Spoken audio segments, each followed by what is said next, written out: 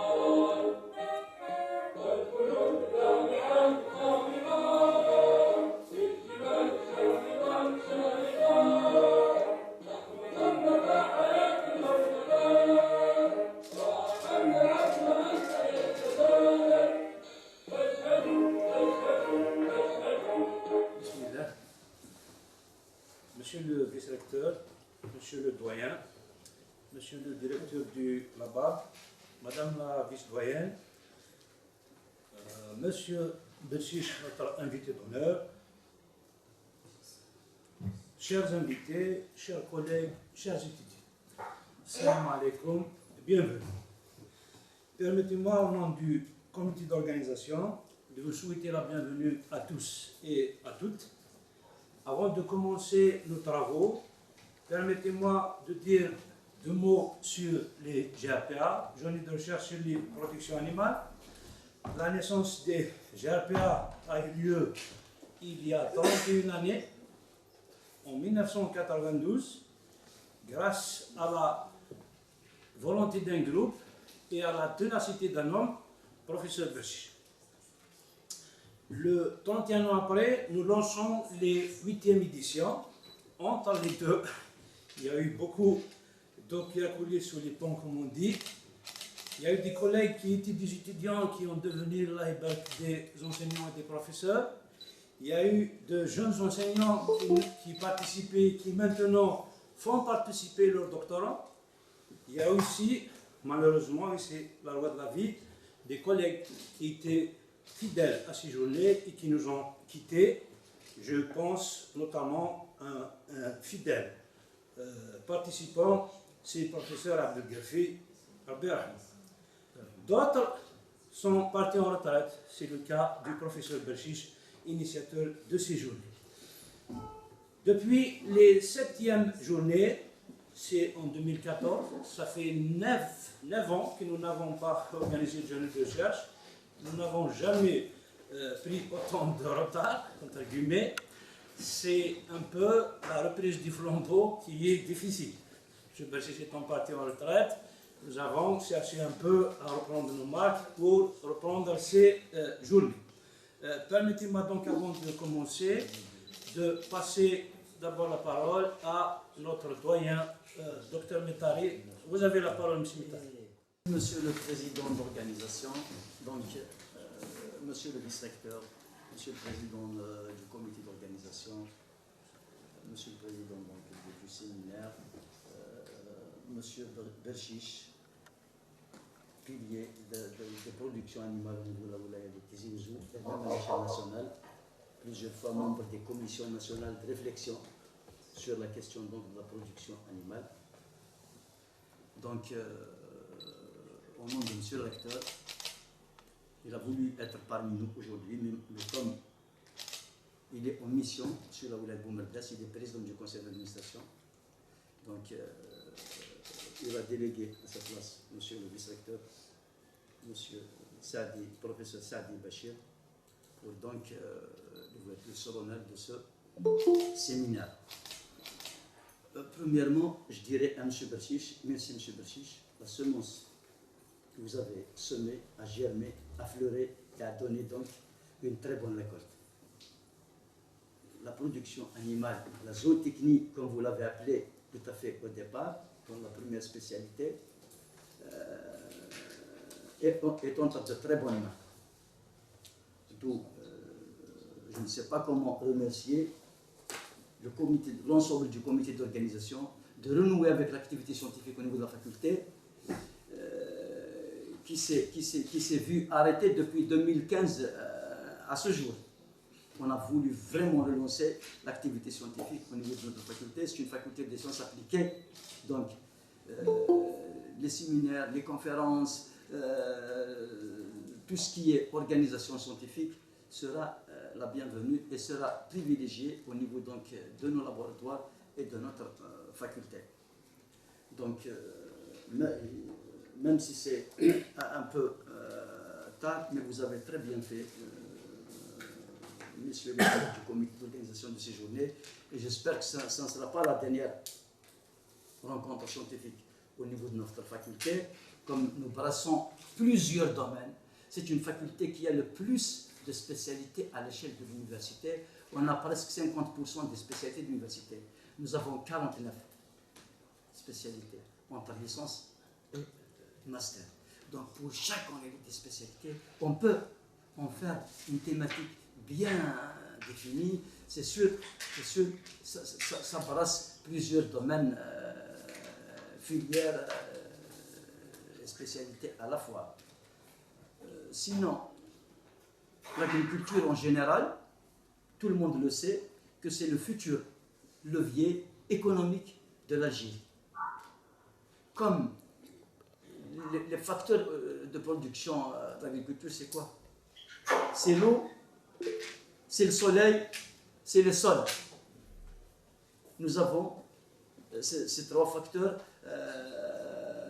très disponibles au niveau de l'Algérie, particulièrement avec le redessinement de la carte hydrique nationale. On ne peut pas faire de l'agriculture sans eau. On ne peut pas intensifier sans eau. C'est vrai, même si les précipitations, les ressources hydriques ne cessent de diminuer ces dernières années au nord, mais le bon Dieu nous a fait asseoir sur un gisement inépuisable, sur un gisement d'eau inépuisable, qui est celui de la nappe albienne, d'une capacité d'un quart de la mer Méditerranée. C'est facile de dire la mer Méditerranée. C'est du Bosphore jusqu'au canal de Suez. C'est plus de 7000 km. Si nous avons un quart, ça veut dire que nous avons au moins 2500 km. 2000-2500 km. C'est énorme comme la femme. C'est l'équivalent de 50 000 milliards de mètres cubes. Il y a certains qui disent que c'est une eau fossile non renouvelable, mais d'autres disent que c'est une eau renouvelable, c'est une ressource renouvelable. Donc ça veut dire, si au sud, nous disposons de plus de 43 millions d'hectares qui peuvent être utilisés comme SAU, surface agricole utile, si nous disposons d'une quantité d'eau aussi importante que 50 000 milliards de mètres cubes, dont 80% sont en Algérie et 20% sont entre la Libye et la Tunisie. 80% de 50 000 milliards, ça veut dire qu'on a 40 000 milliards de mètres cubes pour l'Algérie. 40 000 milliards, c'est inépuisable. Donc, si nous disposons du sol, si nous disposons de l'eau, nous disposons du soleil, c'est le facteur de production indispensable à l'agriculture. Donc, ça veut dire que l'agriculture a un avenir très prometteur au niveau de l'Algérie. D'ailleurs, actuellement, les firmes internationales ne cessent de se bousculer pour donc investir dans l'agriculture toute confondue. C'est des milliers d'hectares qu'ils sont en train d'occuper et d'investir dans tous les domaines. Et particulièrement aussi l'élevage. Parce que le problème de l'élevage, c'est pas moi qui vais le dire, le problème le plus pertinent de l'élevage en Algérie, c'est les fourrages.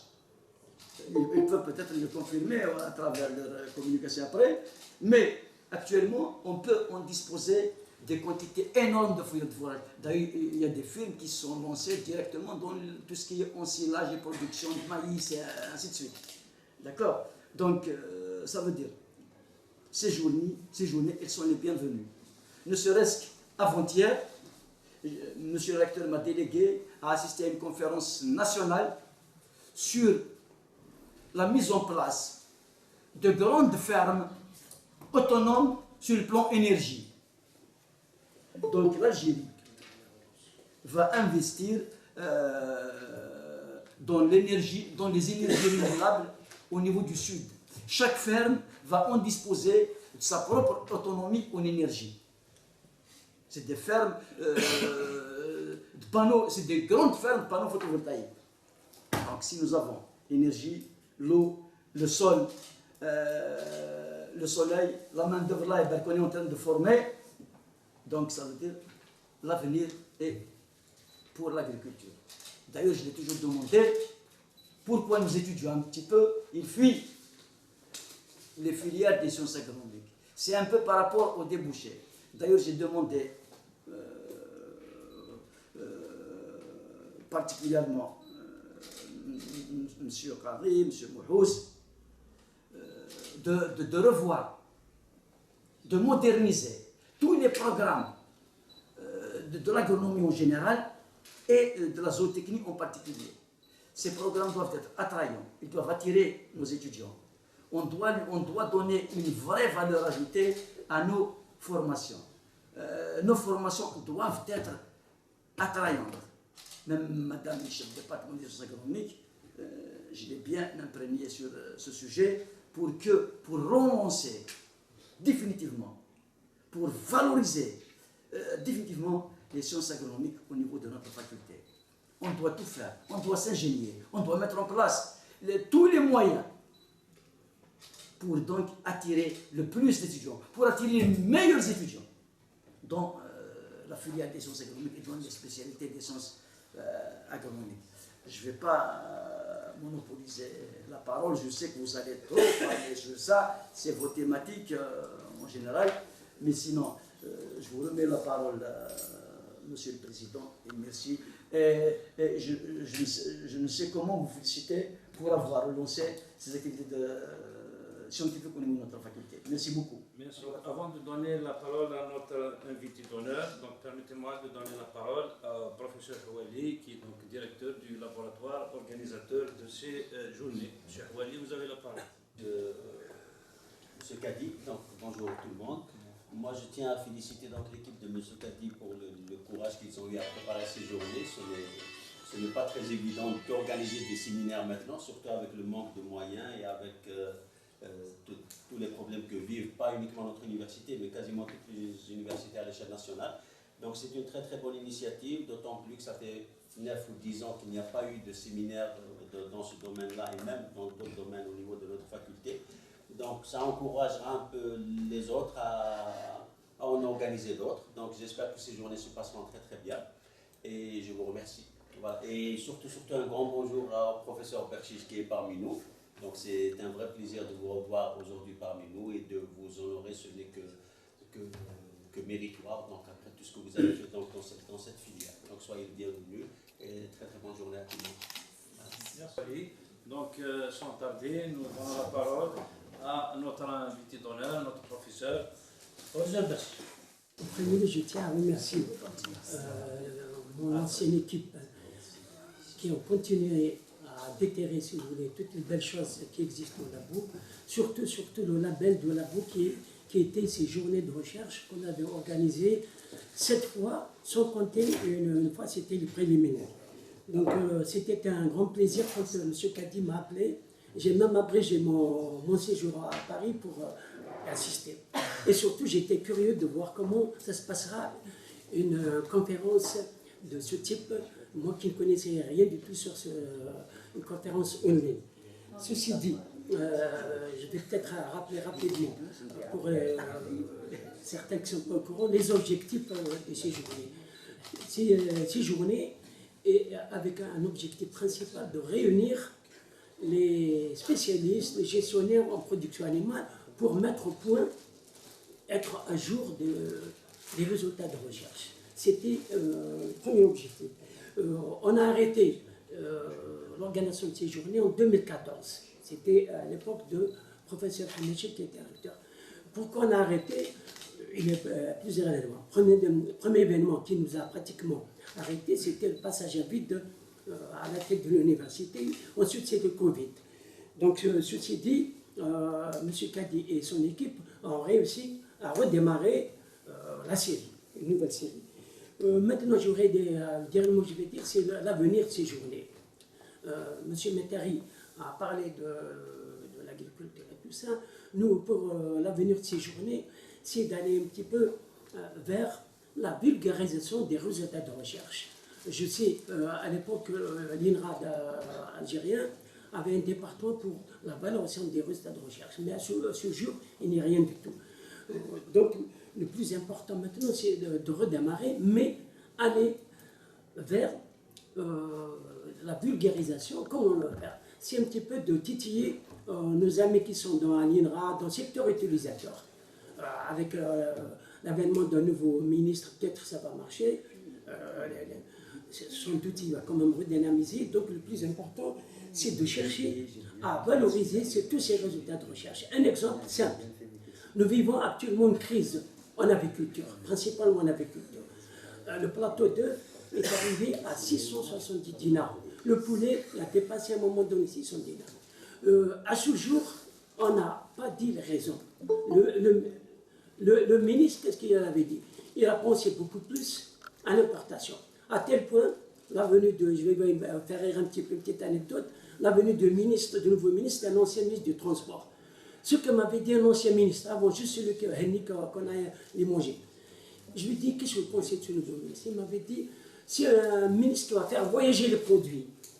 Hein, faire voyager les produits. Ça veut dire jouer sur l'importation et tout ça. Donc, moi, j'aurais aimé que, puisque monsieur le doyen de la faculté parle de redynamiser, participer au développement du pays, donc l'équipe de production animale peut continuer, peut suggérer au secteur utilisateur la valorisation des résultats de recherche. Exemple simple.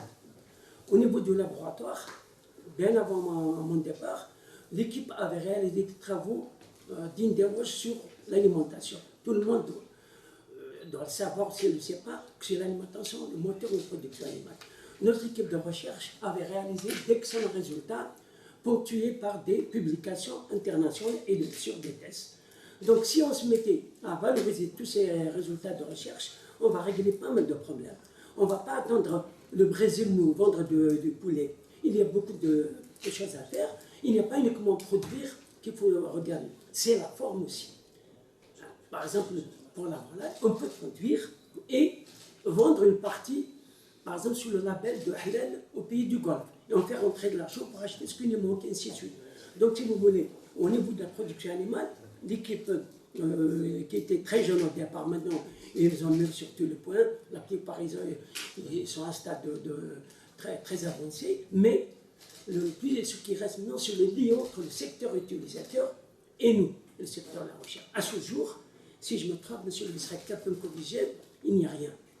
Je sais qu'il y a des idées, mais ça ne bouge pas. Il y a beaucoup de jeunes, pas mal d'anciens sont partis des secteurs, par exemple, de l'INRA. L'INRA, c'est des gens qui nous connaissent très très bien. À la tête de l'INRA, quelqu'un qui est du domaine. Et le vice-président, la même chose. Mais à ce jour, il n'y a pas ce lien. Est-ce que c'est le secteur utilisateur qui ne fait pas appel, ou bien c'est nous qui ne proposons pas? Donc il faudrait, avec ces journées par exemple, une prochaine édition, aller vers un système, comment faire une jonction entre le secteur utilisateur et le secteur de la recherche. Voilà ce que je veux dire. Je vous remercie encore une fois, M. Kadi, d'avoir une pensée à nous être. Et je n'ai pas remis les pieds ici, depuis mon départ en retraite, ça fait 4 ans. Ça fait un plaisir de vous voir tout le monde. Merci. Nous donner un peu récapitulatif de toutes les communications que nous avons reçues, etc. Vous avez la parole, monsieur. Merci, monsieur le Président. Donc, de mon côté, je souhaite la bienvenue à nos invités, à nos collègues et aussi à nos collègues qui sont connectés.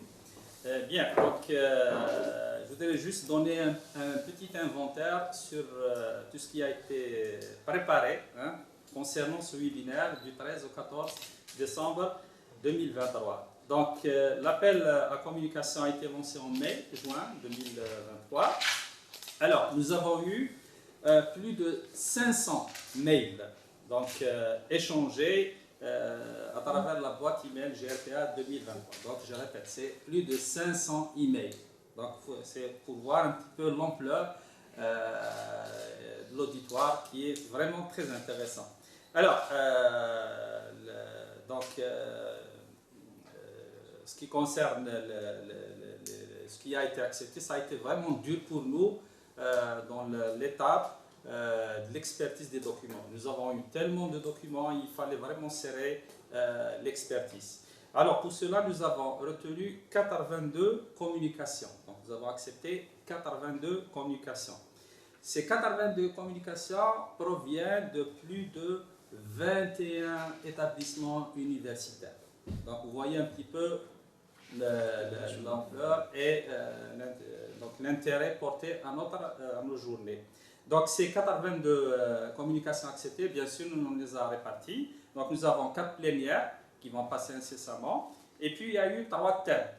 Donc nous avons réparti ces 82 communications acceptées en 3 thèmes. Donc pour le premier thème, donc il y a eu 8 communications orales et 9 communications affichées. Le deuxième thème, c'est 13 communications orales et 38 communications affichées. Pour le dernier thème, nous avons 5 en oral et 5 affichés. Donc au total, il y aura, Inch'Allah, 30 communications orales et 52 communications en affiché. Donc, sans tarder, je passe la parole à Monsieur le Président. Donc, nous passons ensuite la parole donc, à Monsieur le directeur. Monsieur Sadi, vous avez la parole. Anne-Sophie Soun, professeur Bersis. Je vous remercie pour m'avoir invité. Je suis tout le temps honoré et heureux d'être à une manifestation scientifique. Il s'agit de... Vous avez un thème très à la mode, très à l'actualité, plutôt que... avec l'énergie et la santé, vous faites partie, c'est un thème qui fait partie des priorités nationales. Monsieur Metahari a parlé beaucoup de l'eau comme étant quelque chose de nécessaire pour l'agriculture. Effectivement, à notre niveau, il est peut-être temps de faire revivre le laboratoire des eaux qui a cessé de fonctionner depuis un certain temps. Et j'ai peur qu'il ait la même suite qu'on a donnée à 2 autres laboratoires de l'université, c'est-à-dire vers la dissolution. Quand bien même les collègues de droit et de sciences économiques ont tout fait pour maintenir ces 2 laboratoires en place, après avoir reconstitué les équipes, etc., avec tout le canevas qu'il fallait, la réponse de l'agence thématique, ça a été de dire qu'il n'y a pas eu de production scientifique depuis un certain temps, donc ils sont appelés, ces 2 laboratoires-là, à être dissous. Et j'ai peur qu'il ait le même sort, celui des eaux, que les 2 premiers. Donc, de toute façon, commençons déjà par reformer le laboratoire, les équipes, au moins les 4 équipes pour avoir administrativement un laboratoire. Et puis on verra, est-ce qu'il aura le même sort ou pas. De toute façon, il faudra déjà faire ça. Ça, c'est le nécessaire. Après, on verra si peut-être qu'il faudra aller jusqu'à la création d'un autre laboratoire, nouvellement. On verra.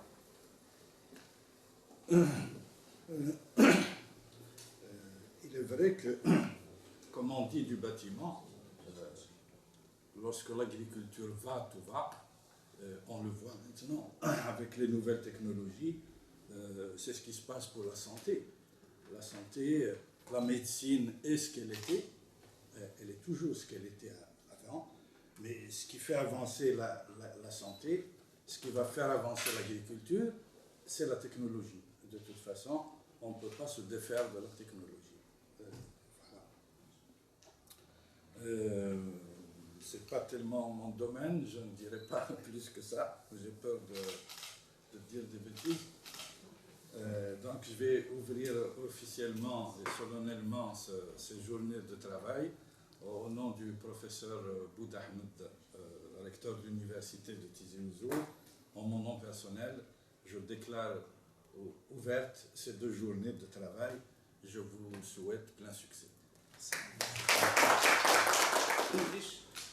Donc l'équipe du labo a tenu à vous inviter. Vous êtes l'initiateur de ces journées, je l'ai rappelé.